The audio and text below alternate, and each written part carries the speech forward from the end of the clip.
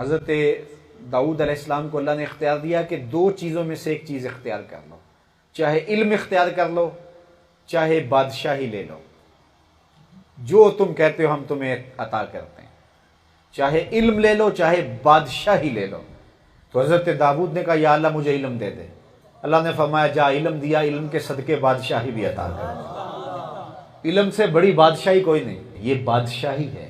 جب مدرس پڑھا رہا ہوتا ہے اور شاگرد آگے سے پڑھ رہے ہوتے ہیں، اس سے بڑی شہنشاہی کوئی ہو سکتی ہے؟ اس سے بڑی کوئی بادشاہی ہو سکتی ہے؟ اس سے بڑا کوئی اعزاز ہو سکتا ہے؟ اس سے بڑی کوئی تکریم ہو سکتی ہے؟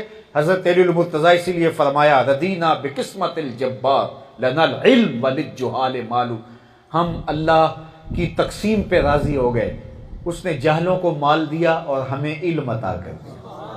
تو علم جو ہے یہ نبیوں کی وراثت ہے، تو علم انسان کو ممتاز کرتا ہے، علم انسان کو شرف دیتا ہے۔ امام راضی نے لکھا ہے وعلم آدم الاسماء کے تحت کہ حضرت سلیمان جب جا رہے تھے نا تو وادی نمل میں داخل ہوئے تو ایک چیونٹی نے دور سے حضرت سلیمان کو دیکھا، اللہ اکبر، وہ غالباً 3 فرسخ دور تھی چیونٹی، تو اس نے حضرت سلیمان علیہ السلام کو دیکھا اور ان کا لاؤ لشکر آ رہا ہے، تو اس نے اپنی ہمجولیوں کو کہا کہ جلدی جلدی اپنی بلوں میں داخل ہو جاؤ، اللہ کے نبی کا لشکر بے خبری میں کہیں تمہیں کچل نہ ڈالے۔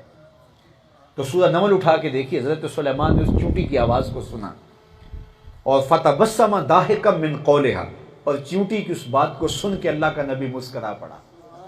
معلوم ہوا کہ پیغمبر کو اللہ نے یہ سماعت دی ہوئی ہوتی ہے کہ وہ چیونٹی کی آواز کو بھی سنتا ہے۔ یہ جو تیوریات کے ماہرین ہیں یہ بتاتے ہیں کہ چیونٹی کے منہ میں زبان نہیں ہوتی، تو پھر چیونٹی بات کیسے کر لیتی ہے؟ تو چیونٹی کی بات آپ نے کبھی نہیں سنی ہوگی، یہ کان کے پردے پہ بھی رکھ دی جائے تو پھر بھی آپ شاید اس کی بات نہ سن پائیں۔ تو چیونٹی کے منہ میں زبان ہی نہیں ہوتی تو پھر بات کیسے کی اور حضرت سلیمان نے سن کیسے لی؟ تو ماہرین کہتے ہیں کہ چیونٹی کے منہ میں زبان تو نہیں ہوتی، لیکن اس کے منہ کے قریب 2 باریک سے ریشے ہوتے ہیں، مہین سے 2 بال ہوتے ہیں۔ جب اس نے اپنی ہمجولی کو کوئی میسج دینا ہوتا ہے، کوئی پیغام دینا ہوتا ہے، تو وہ ان 2 بالوں کو قریب کر کے رگڑتی ہے، اس رگڑ سے جو آواز پیدا ہوتی ہے اس سے وہ اپنی ہمجولی کو کوئی پیغام دے رہی ہوتی ہے۔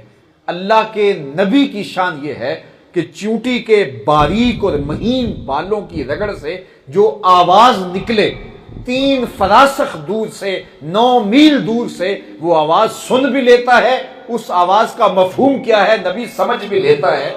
اور یہ اس نبی کی شان ہے جو مسجد اقصی میں مقتدی بن کے تیرے نبی کے پیچھے کھڑا تھا۔ یہ شان ہے خدمت گاروں کی، سرکار کا عالم کیا۔ فتبسم ضاحکا من قولها، تو حضرت سلیمان نے آواز کو سنا اور مسکرا پڑے۔ اب امام راضی نے یہاں لکھا ہے کہ اس چیونٹی کو اللہ تعالیٰ نے قیامت تک آنے والی چیونٹیوں کا سردار بنا دیا۔ کیوں بنا دیا؟ اس لیے کہ اس چیونٹی نے کہا تھا جلدی جلدی اپنی بلوں میں داخل ہو جاؤ، اللہ کے نبی کا لشکر بے خبری میں کہیں تمہیں کچل نہ دے۔ اس نے جو لفظ کہے تھے بے خبری میں تمہیں کچل نہ دے، اللہ اکبر، کہ اللہ کے نبی کا جو تربیت یافتہ لشکر ہے وہ جان بوجھ کر ننھی جان کو بھی ضائع نہیں کرتا، ان کا دھیان نہ ہو اور تم ان کے پاؤں تلے آ کے کچلی جاؤ۔ تو نبی کے لشکر کے بارے میں اس چیونٹی کو یہ علم تھا کہ جس لشکر کی تربیت پیغمبر نے کی ہو وہ جان بوجھ کر ننھی جان کو بھی ضائع نہیں کر سکتا۔ یہ چیونٹی کو پتا تھا، اور ابھی تک مفتی کو پتا نہیں آیا کہ جو انسانوں پر خود کچھ حملے کرے وہ ابھی بھی جنتی ہے۔ یہ اس کو نہیں سمجھ آئی، چیونٹی کو سمجھ تھی، اور امام راضی فرماتے ہیں اس علم کی وجہ سے اس چیونٹی کو اللہ تعالیٰ نے قیامت تک کی چیونٹیوں کا سردار بنا دیا۔ اور ہے چیونٹی، لیکن رب نے اس چیونٹی کے نام پہ قرآن میں سورت نازل کی ہے، سورہ النمل، چیونٹی کے نام کی سورت۔ رب کا قرآن ہے لیکن چیونٹی کے نام کی سورت رکھ دی، کہا ہے ذات کی چیونٹی لیکن احترام کرتی ہے میرے پیغمبر کی، تو میرے نبی کا احترام کرے تو میں اس کو بھی اعزاز دیتا ہوں، اس کو بھی میں تکریم دیتا ہوں، اور اگر انسان ہو کے جو ہے وہ نبی کی تکریم کرے تو رب اس کو کتنے درجے عطا فرمائے۔